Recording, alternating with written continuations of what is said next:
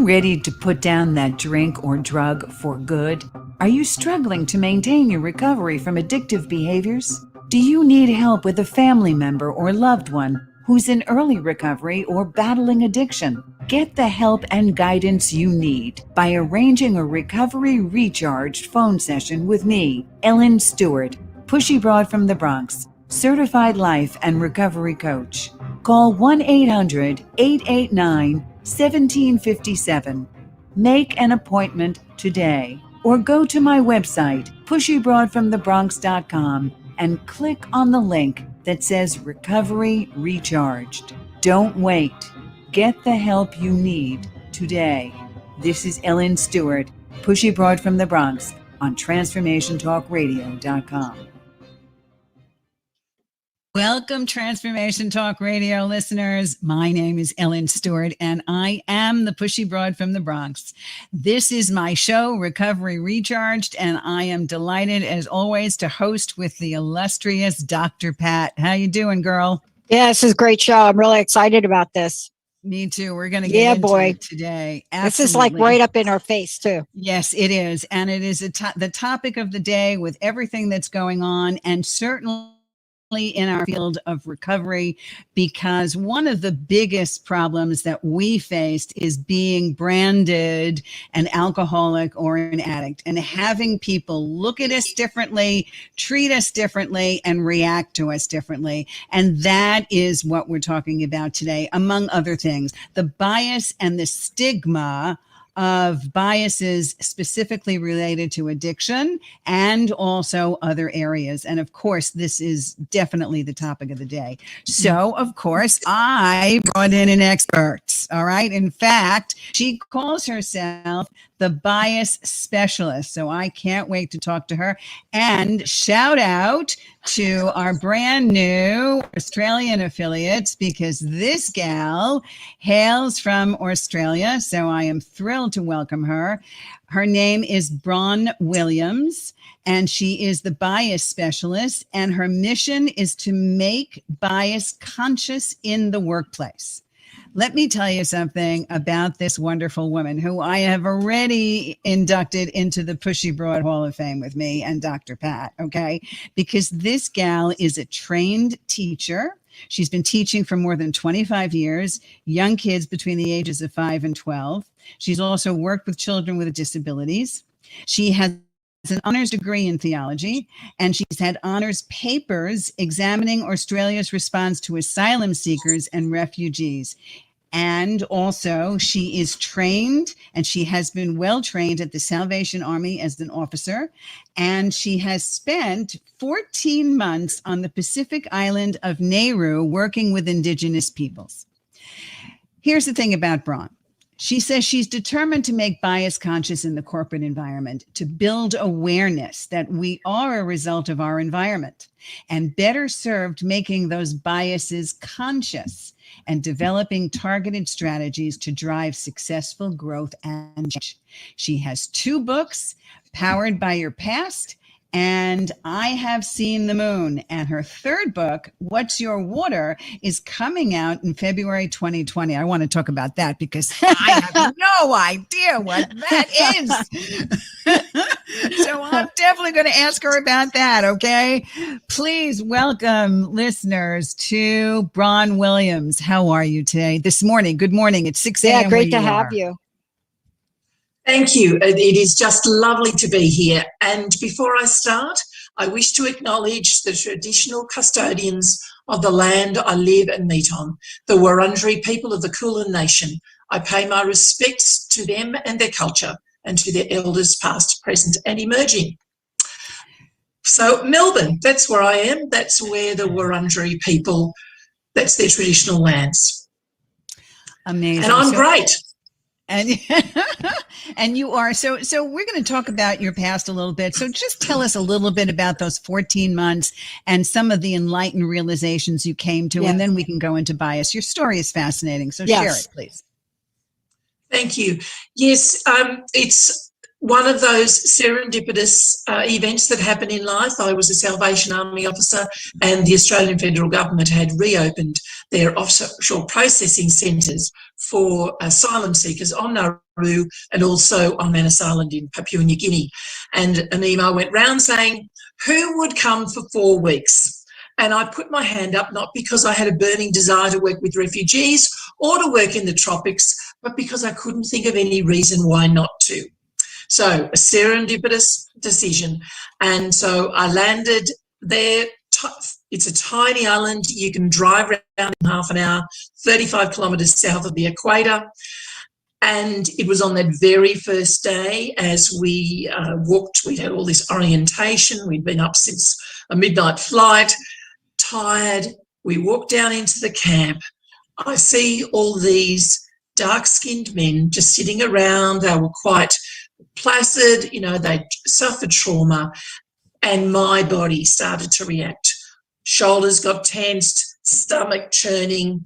I'm in my mid-50s, fairly experienced with life, and I'm thinking, what the heck is going on here? Took me a few days to realise that this was actually the first time I'd experienced my body telling me that I was afraid. I'd never been in that sort of situation before. And then I started thinking, well, why on earth am I afraid? You know, there's security guards around. These men are not going to rise up and do anything to me. And I thought back over my life and my upbringing and realised, having grown up in a largely white, monocultural area of Sydney, Australia, conservative Bible Belt, I had somewhere along the line learnt the difference was a threat. And so here I was, a white-skinned person with all these brown and dark-skinned men. I spoke English. There was all these languages around me I didn't understand.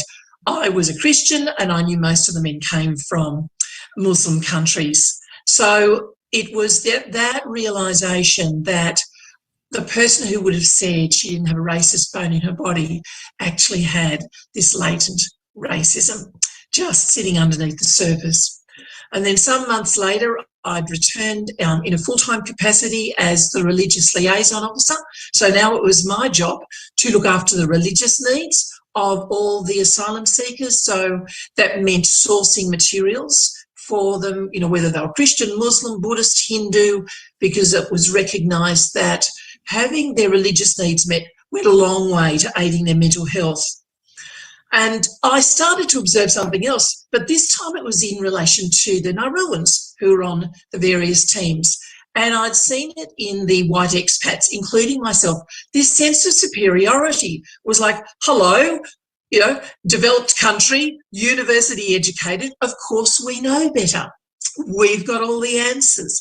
And I sat down with Fatima, who headed up the team, the Nauruan team for the Salvation Army, told her what I'd been observing, and her response completely floored me. She said, oh, we know that about you guys, we just accept it.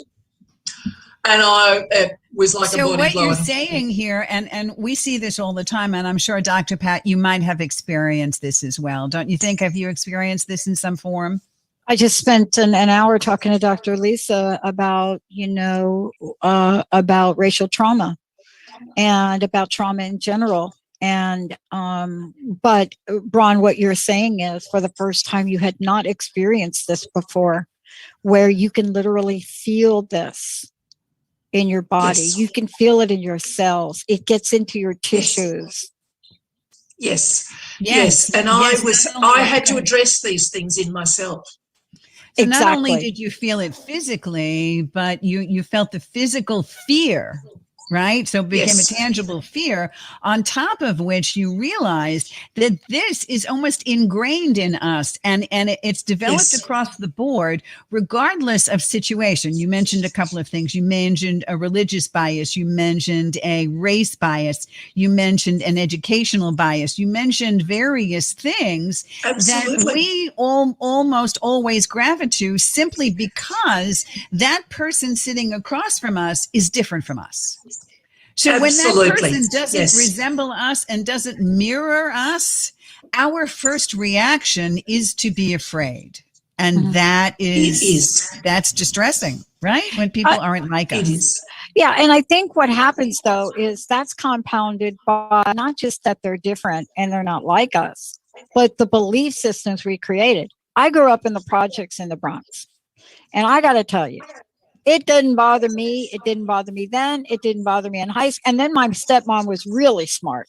She moved us to Plainfield, New Jersey. She could have moved us anywhere, but she moved us to Plainfield. And if you all want to look up Plainfield, go ahead and Google it.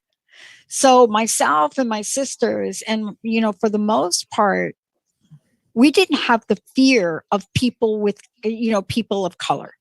We didn't have the fear of people that were a different religion, right? We didn't have those kinds of things. As a matter of fact, if you go up in New York, right, Ellen? Oh my God, yeah. Yeah. I mean, When I moved to melting pot, Seattle, right. my friends were scared to walk down the street with me because I would stop and I would talk to the homeless person. And they're like, what are you doing? You see, but then there are the fears we get and the stories we tell ourselves and Yes. whatever somebody else says to us. And hence, that is what we call stigmatization. Right? That's exactly right. So let's Absolutely. go back to some of the basics. Okay. Give us bias basics for those of us. We've got a great bunch of questions here. I want you to define for me what bias is and how you deal with it. What kind of forms it takes. Yeah. Bias simply is part of how we think as human beings. So it's a human issue, and that's one of my goals, is just normalize the conversation about this. Let's get rid of any judgment and guilt.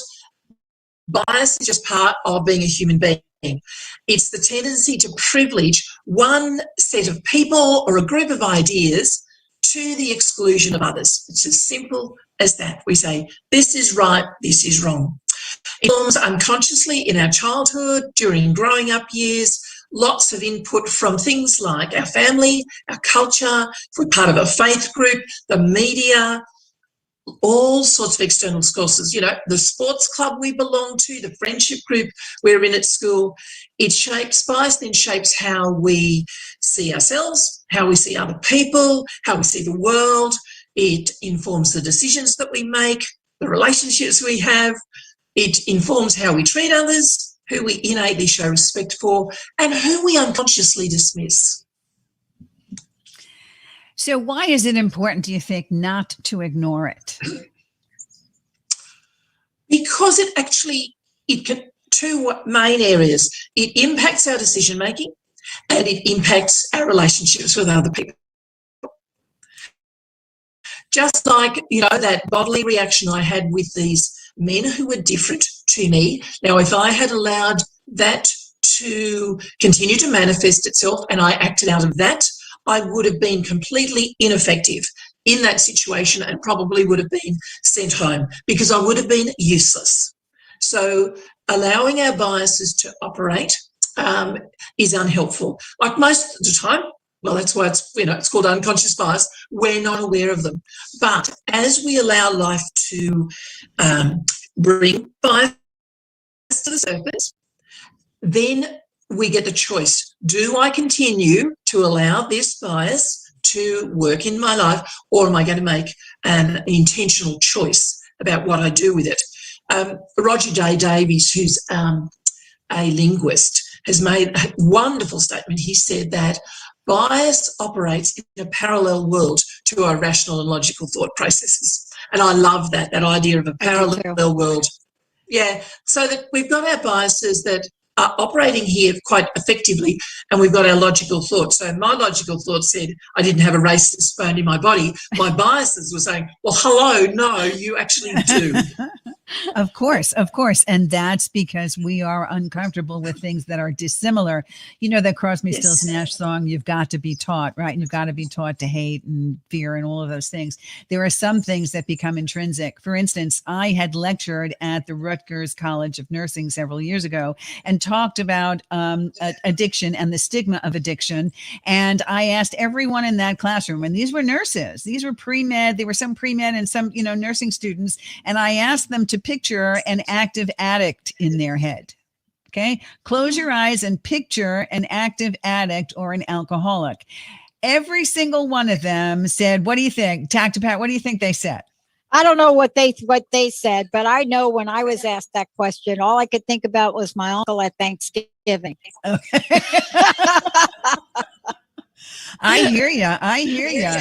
And everybody else thought about a bum in the street with a needle in his arm. That's right. Okay. In a den of junkies and all of those things, or somebody just staggering on the street living in a cardboard box.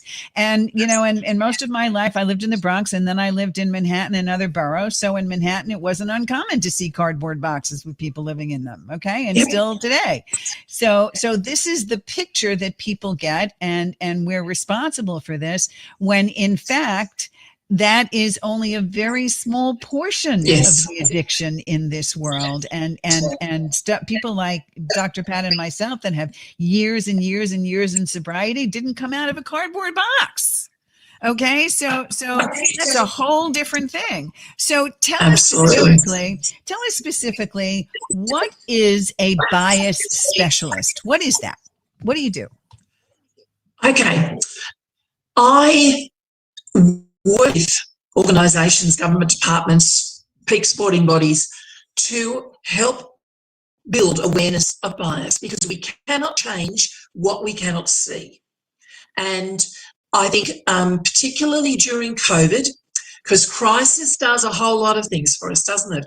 It strips away so much of the surface things, you know, the pleasantries, all the nice civilised things. And certainly during the last 20 months, we have seen both in Australia and across the globe, you know, the rise of the Black Lives Matter movement. Here in Australia, we've had women's marches, and so we've been looking, and you know, there has been racial, I believe racial decisions made around, certainly here in Australia, who can come into Australia at the height of the pandemic, decisions made around certain racial groups that weren't made for other racial groups.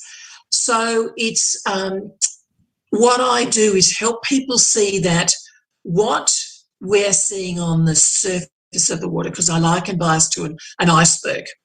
So we see things like racism, ageism, sexism, discrimination because of ability, you know, all the other things that we see on the surface, but that's only the 10%.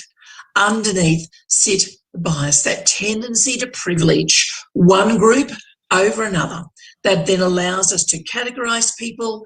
As you said around alcoholics, we categorise them as the bum on the street living in the cardboard box.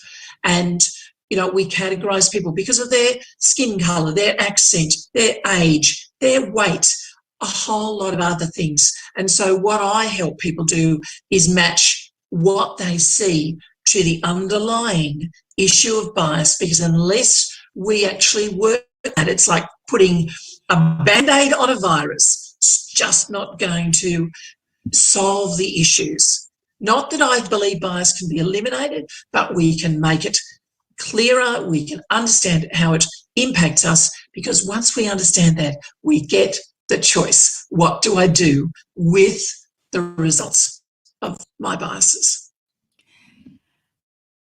That's really amazing. It really gets to the heart of things. And you say you lecture at different companies and do that kind of work. So it's identify and understand, correct? Yes, absolutely. Absolutely. So how does one become a bias specialist? Do you do a training or something? If I wanted to go into that field, how do I do that? Well, it's very interesting that you asked that question, because in 2022, I'm looking to certify my programs, because I want to be able to have other people working with me on this, because I see, you know, I've got limited time left. I'm in the last third of my life. So, you know, you get to this point in life and you go, the end is closer than the beginning was. And I want to make the most of this time, but I don't want my work to finish with me. So yes, so you can become certified as a bias specialist from 2022. And that will be going through my training programs.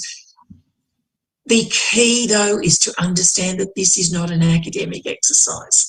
This is about understanding your own biases. And the first part of that training that I do with people is to take them through a series of 10 areas of their lives in which bias may well be right, because I want anybody who works with me to be able to have their own stories. They can't use my stories. They need to have their own.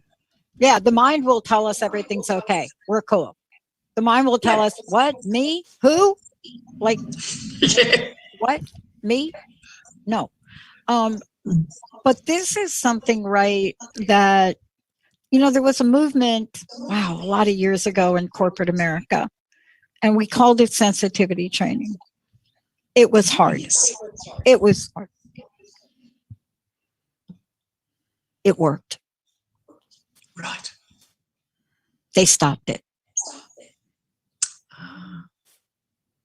That's right. They did. They stopped it because it was way too volatile. And I don't think they had enough professionals actually knowing what they were doing. And from that whole point of view, it seemed to be a biased point of view. It was ridiculous. Absolutely ridiculous. And, I'm watching some old TV shows that are talking about conversion training from back in the 50s when there were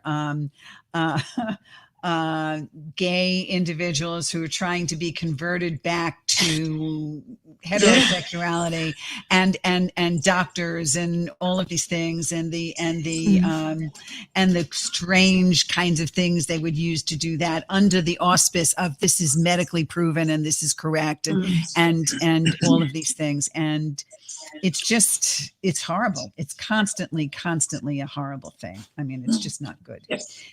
And the same is true with us in our industry. People make so many assumptions about recovering addicts and alcoholics, right, Dr. Pat? Don't they think all kinds of terrible things? First of all, they personalize it. I don't know why this happens, but if somebody has cancer, right, you talk about the cancer. You don't talk about Mary Jo. But if somebody has the disease of alcoholism or drug addiction, you talk about the person. Yeah. As though it's a moral failing. Yeah. Yes. Yeah. And although it's also contagious, you can get it from somebody, right? I mean, don't stand too close to them because you'll get it, whatever it is. Okay. If it's negative, it'll rub off. If it's a mental illness, if you hang out with them too much, you'll become as mentally ill. I see this all the time in the people that I work with and the clients that I handle. They turn around and say, please fix this situation. Because if we fix it, then it will no longer exist. And that's what people think about bias. As long as you're aware of it, you have fixed it. But it's deeper than that, isn't it, Bron? It's an ongoing process. And this is one of the things I bring out in my training too, is that when you have, like I know about my white privilege, and I know about my latent racism, and I also know that I have an academic bias. I knew that a long time ago. Even when you know these things, the biases will continue to raise their head and say, yeah, but let's go this way. And it's that point where you go, okay, all right, I've acted out of my bias again. Be patient with yourself. Be kind to yourself. This has been part of the way you've thought for all of your life, but then just determined to go on the new path, because it's like practicing on a bike. You didn't get on the bike when you were 5 or 6 years old, fell off, skinned your knees and said, well, bike riding doesn't work. You got back on again. And that's exactly the same it is with whether you're doing bias training or you're working with your own biases. Pick yourself up, dust yourself off, and on you go again. Yeah. Back again. Yes. Well, that's really important. When we're going to go to a break, because we want to talk a little bit more about addiction and recovery and the biases that happen in our industry and what we're doing to help to turn that around. And I also want to talk to you more about what Bron is doing and how you can get to her and how you can work with her if you want to, because she works all over the globe and she works virtually. So any company can participate, and any human being that is interested and has questions. Bron, where can they contact you? info@braunwilliams.com. That's the simplest way. That's fantastic. Or stalk me on LinkedIn. I'm there too. Stalk you on LinkedIn. Okay, terrific. Great. Well, again, this is Ellen Stewart, Pushy Broad from the Bronx. You can reach me at pushybroadfromthebronx.com. I am doing free stress-free sessions, 30 minutes, or you can call me at 800-889-1757. And then we'll be right back after the break. Yeah. All clear.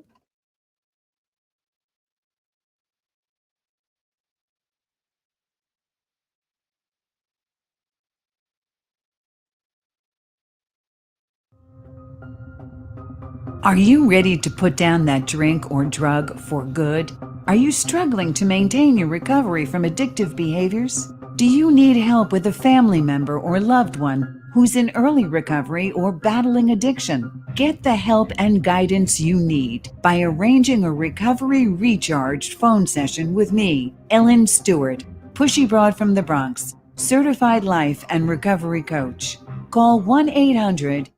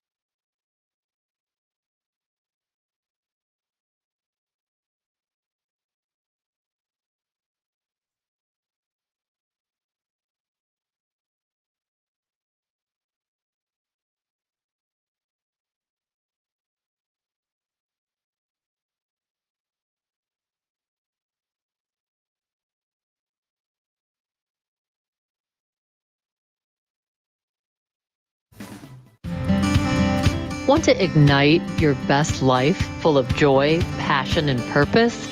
Then join me, Stephanie James, for The Spark, Wednesday nights, 6 o'clock Pacific Time, 9 o'clock Eastern, on TransformationTalkRadio.com, and learn how together we can illuminate the world. Learn more on stephaniejames.world. The best is yet to come. Hi, I'm Mary Jane Mack, and I'm excited to tell you about the latest technology. It is new to this country, and it's just amazing. It's out of Germany. The Healy is state-of-the-art technology for improving and changing the body vibration. I have more information about the Healy on my website, maryjanemack.com, or you can call the office at 888-777-4232. Ready to come back? All right.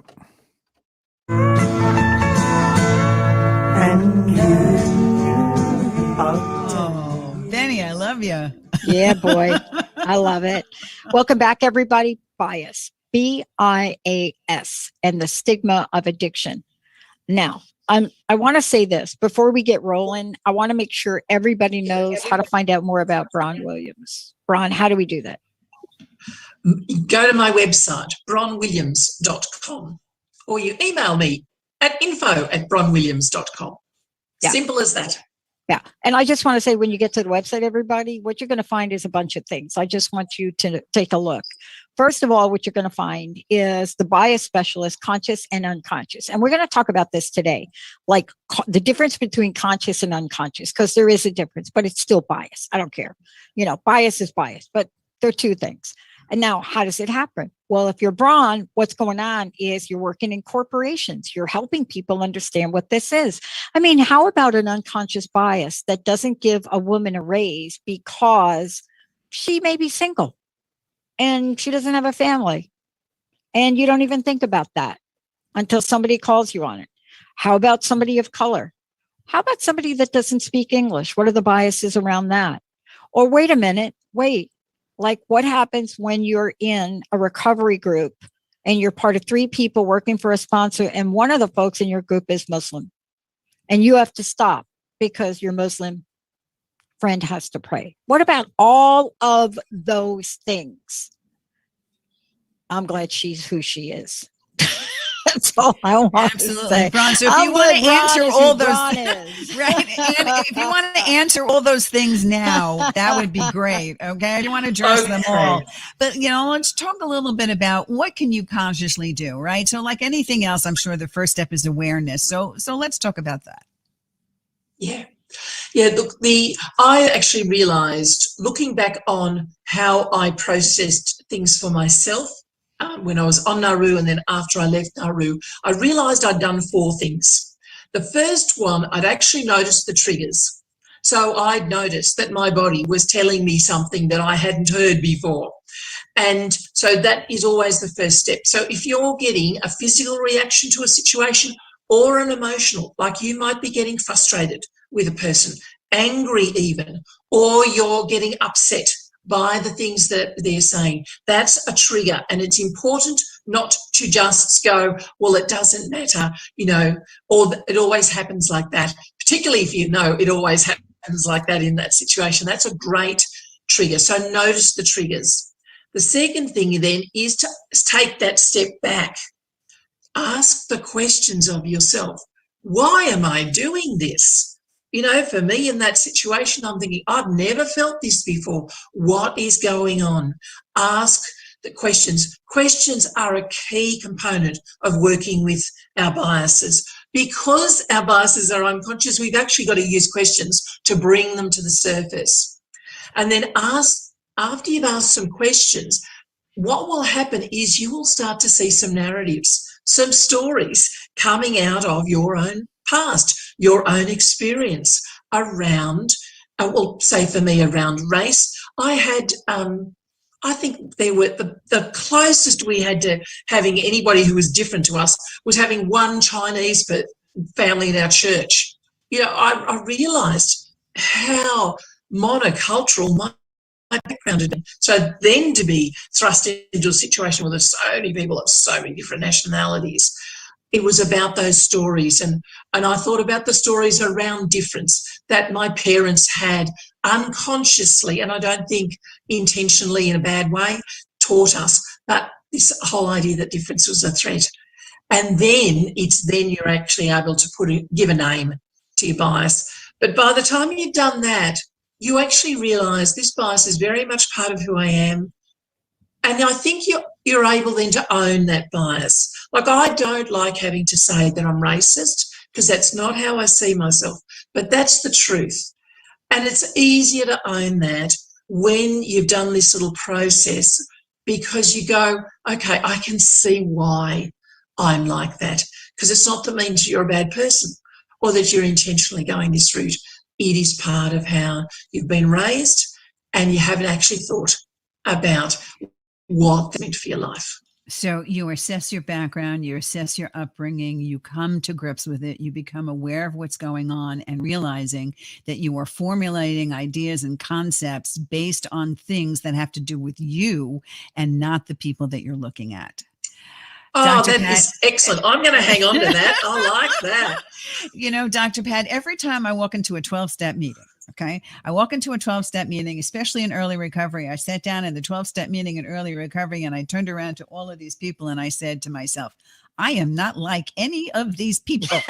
These people are not like me, right? Right? Yeah, boy. I am college educated. I am who I am. I am I am this, I am that. I am eloquent. I am this, I am smart. I am this. Whoever else is in this room, yeah, I know better than they do. I am different from they are, and I'm not going to be them. Okay. Yeah, it's interesting you're bringing that up, Ellen, because I heard the other day somebody say, I've been coming in the rooms a long time and I've yet to hear my story. I mean, how is that even possible? I mean, what? Like what story? Like what? The narcotic and alcoholic alien came down and did it to you. That would be a story that you haven't heard before. Right. If they came back from one of Jeff Bezos' trips and did something to you. Right, exactly. I mean, give me a break, right? We all did the same thing. But it's the point of we want to alienate ourselves. And it's also a point in recovery because recovery teaches us some very basic things that help us get through the bias. And one of those things working in 12 steps is to be open and willing. Mm-hmm. Bias means closed. That's what bias means. But open and willing means that I'm not going to see things from my point of view. I'm going to understand that there are other points of view and be happy with it. But most of the time, especially the clients that I work with that become more open and willing, they really seem to get it and go further. Right? The ones that stay closed and say, this is the only way it is, and this is my perception of things, they will constantly be in that web of darkness and hatred. Yeah. And Bron, I want to ask you about this because let's just get real for a minute.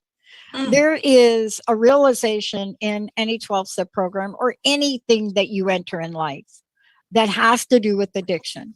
And one of the things that happens is if you just look at it across the board and say, everybody's an addict, what are we missing? So here's what we're missing. Try to sponsor a woman from India.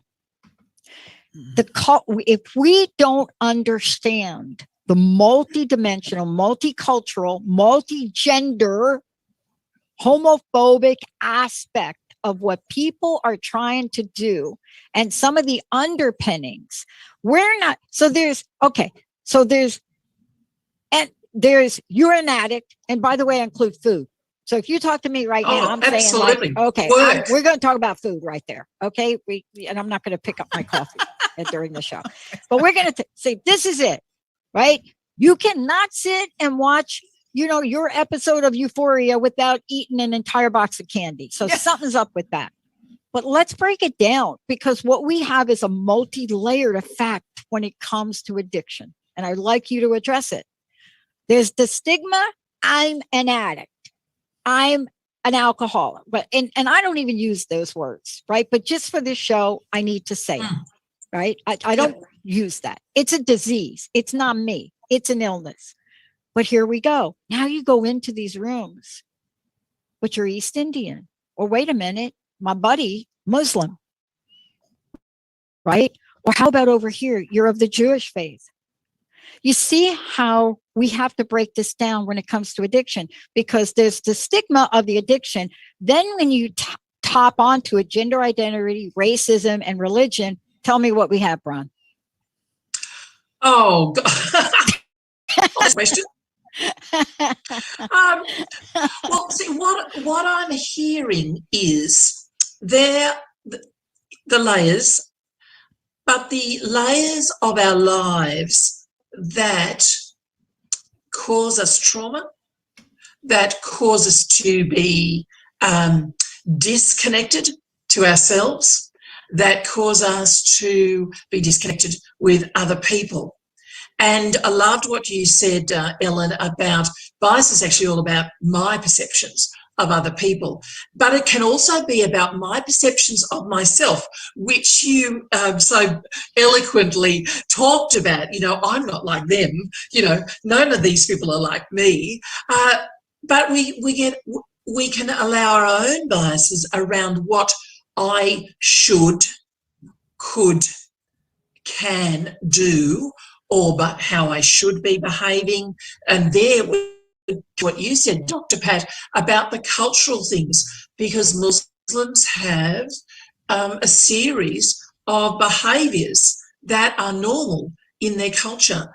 Indian women have a series of behaviours that are culturally normal in India. I have a Sri Lankan friend. She has behaviours that are culturally normal that those of us who are white Aussies actually don't see as normal. But for her, they're quite normal, and they can cause some friction. So it's about understanding that the narratives are so powerful because they shape how we see ourselves, and they can often get in the way of us actually dealing with the real deep issues of our lives. Especially in something like the rooms. You're right, Dr. Pat. In the rooms, there are a million different biases. And one of the biggest things, and I want Bron to address it because she talked to me about it in her notes, there is such a shame that we feel as addicts and alcoholics, no matter what. Okay. It's like I carry this big letter A on my forehead for the rest of my life. It's tattooed there no matter what. And I never say I'm an addict or an alcoholic. And those words never come out of my mouth.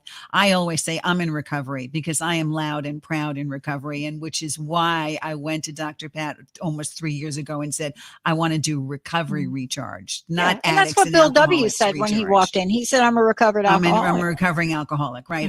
I'm in recovery, but there is so much stuff connected to that the world has given us because of the stigma. So Bron, address bias and shame and that link. Let's Please. talk about that. Yeah. Yeah. So one of the things, as I said, I want to normalise the conversation around bias because we've used the phrase "you're biased" with the finger pointing as a judgment. Oh, you're biased. And whenever we feel judged, we also feel shame. Somewhere along the line, we feel as though we are less than the person who is doing the judging, that we then have to become defensive. Yeah. So there is a real sense of shame. And I want to be able to take that away by normalising this and saying we all have biases. But also, and this is part of what I'm looking at exploring in my doctoral work, is when there is a dependency in the mix as well. And obviously there's dependency when it comes to addiction, but also, say particularly on the world stage, and this is one of the areas that I'm interested in, is about Australia's relationship with China. You know, there have been Chinese in Australia ever since white settlement, and yet white Australians have largely had a negative outlook on China. But at a world level, Australia is dependent on China, and China is dependent on Australia from a trade thing. So we've got this bias from a white Australian perspective towards Chinese people, and yet as a nation we have a dependency on their country, and so shame just gets magnified in all of that. And so that's really what I'm wanting to explore is what I call a cycle of separation, where we just continue, because shame separates us from people, bias separates us from people, and really dependency is not actually intimacy, is it? It's about a connection with somebody else. But Dr. Pat, that's a show, isn't it? Dependency it is. is not intimacy. That's a whole show. Yeah. I mean, honestly, you have one of the people in Australia, and can I mention her, please? Yes. Who came out of the gate, no degree in counseling, and rewrote the book on narcissistic personality disorder. She came out 10, 11 years ago and said, I need to tell you this because psychologists are not telling you. And that's my field. And she was right. Melanie Tanya Evans came out of the gate and said, hello, no contact. And everybody looked at her like, what? But guess what? She helped people heal, because what you talked about is intimacy dash dependency dash action dash systemic behavior.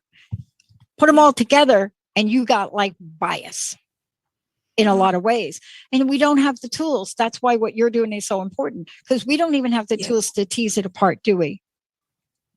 No. And I think and one of the things that is probably a frustration of mine is when we only look at bias from an academic point of view or a cognitive point of view, where we go, we talk about the horn effect and the halo effect and, affinity bias and confirmation bias. All of those things are important, but unless we're understanding, I have a bias in the area of money, or as I did, I started my business at 60, and I had an ageist bias towards myself because my siblings were moving into semi-retirement, you know, and I'm the eldest. What on earth am I doing? Establish a business at the age of 60. I should be. I'm a grandmother. I've got 6 grandchildren, and I had to get over that bias. Thank goodness for my business coach who just kept telling me age is a number until I believed it. That's right. But it was an ageist bias that I had against myself. How dumb is that?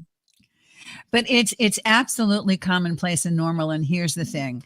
Everybody turns around and says, you're right. They come out with the thing right away. I'm not racist. I'm not racist. I'm not racist. I hate that word racist. I hate that word. Bias, I can deal with better. It's more palatable to me to say bias. But when I spoke to you, and we've had lengthy conversations before I had you as my guest, we have to all admit that we are all biased towards something or about something. Okay. We all harbor bias, whatever that means. All right. And if we come from that spot, we already have commonality. Okay. I already know that there's bias. I am a part of it. You are a part of it. And now maybe we can begin to talk, because those old dark gentlemen that you talked about on the Pacific Island were probably looking at you with the same kind of bias. Well, yeah, So I'll it's just give mutual. you a I was just going to say, I'll give you a beautiful example. I met with a group of pastors, Nauruan pastors on the island in the very early days, because they were just concerned. They knew there were lots of Muslim men in the camp, and Nauru is a very strongly Christian nation. And they were just concerned. One man said, I met one of the Muslim men, I shook hands with him, and then he wiped his hand across his shirt. He interpreted that he was wiping the handshake off, whereas those of us who understand Muslims understand that it's a hand to the heart. Right. And so I thought it's just a simple misunderstanding how we've interpreted an action through what we would do, what is normal for us. Exactly. And that starts wars. Those things start wars. Absolutely. There is no question. So when I come across this on a regular basis as a recovery coach, I come across people thinking that they're different and that their story is unique, like Dr. Pat had said, that their situation is unique, that they come from a totally different background and nobody understands them and nobody's going to get it. Okay. So what I do and the work that I do probably is very similar to yours in the way that we talk about being open and willing, as I mentioned before, and we talk about where is our commonality? What do we have that's in common, right? So maybe we have gender in common, okay? Maybe we have race in common. Maybe we have intelligence in common. Maybe we have, like Dr. Pat and I, the Bronx in common. But we've got something to hold on to. So how do we get around? How do we begin to bridge that gap and to start to eliminate some of the bias? Where do we go, Bron? Yeah, look, I think, again, we come back to exactly what you said, finding the commonality of understanding that bias is simply part of the way we think. It's a human problem. It's something shared by all humanity, regardless of our age, our gender, weight, skin colour, accent. So I think it's about coming back to us as human beings that, and I say this, I've got grandchildren ranging from 17 to 4. My 4-year-old granddaughter already has biases, which her parents have unintentionally taught her. So it's about understanding that this is going to be part of humanity's way of thinking, and it will continue to be that. So if we come together and see this as a human problem rather than my problem or your problem, human problem, it's, in a sense, it's natural. I often say it's like part of our psychological DNA, but it has ramifications and effects that are not helpful, that are unpleasant and often deadly, and they're the things. So we have to understand what's happening beneath the surface so that we can effectively address the things that are happening above the surface that we can see. Yeah. You know, I love that you said that. I was talking to a woman the other day in Narcotics Anonymous and the drug aspect of this. And she said to me, if you want to know about me, watch the series Euphoria. I am the character Rue. Now, when somebody says that, you do have to understand who people are. So while we have something in common, or groups may have in common, maybe you're in overeaters. Maybe that's something you're watching yourself in there. What do you have in common? Well, you have in common, you are powerless over your addiction. You're powerless over that cake, right? That's what you have in common. But understanding people is also what I hear you talking about. Because I binge watched that series. And boy, it was one of the most gut-wrenching things I've watched, because it depicted what young people go through in the world today that did not exist 30 years ago. Did you, and this is so important to talk about, because even in a program, if you're not recognizing that people come from different walks of life, and what is true for me is not true for the 19-year-old today walking into a room that can literally text cocaine to his house or her house. Wow. This is a different world. So what you're talking about is we have to get to a place of understanding commonality, but we also have to understand how we're processing what we see in another person. Absolutely. There's no question. Don't you think, Bron? Yeah, look, it's that balance between commonality and difference. You know, I said earlier that somewhere along the line I was taught that difference was a threat, and I've now flipped that on its head to see that difference is an asset. So that's something that I did for myself, and I see that that's really important, because it's important to understand our commonality as human beings, that we all and, you know, I have not been addicted. I could be, and I know I can look back in times in my life where there were triggers that I could have certainly slipped into alcoholism. So this is an issue that is common to humanity. We all have the capacity to move into addiction, but we are all different. We all have different reasons for moving into that space. We are all coming at our lives from a different perspective. And I loved what you said, hello, I don't want to text cocaine to my house. And just the fact that you could, like, that blows my mind. You know, so, but they do. You know, my 17-year-old granddaughter is going to see the world extraordinarily different. In many different ways. You're right. Yeah. We're almost out of time. So I want you to just spend the last couple of minutes, number one, telling people where to find you. And number two, I need you to tell us about your third book, okay? Because I want to know what's your water about, all right? So quick, on, give it to us, okay? Okay. Find me at bronwilliams.com. Email me at info@bronwilliams.com. Now, what's your water? When I first started to get obsessed with unconscious bias, I came across an old Chinese proverb that says a fish is the last one to know what water is. And so that's the metaphor that I work from with bias, that just like a fish swims in water, breathes in water, but is unaware of the water around it, we are unaware of our biases.